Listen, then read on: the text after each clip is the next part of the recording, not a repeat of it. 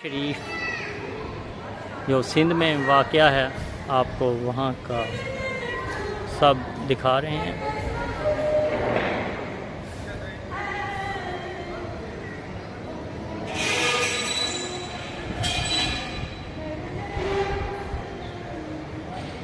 ये सामने जो है ग्रीन कलर में सोने का दरवाज़ा है, ये बंद किया हुआ, लाक लगाए हुए हैं।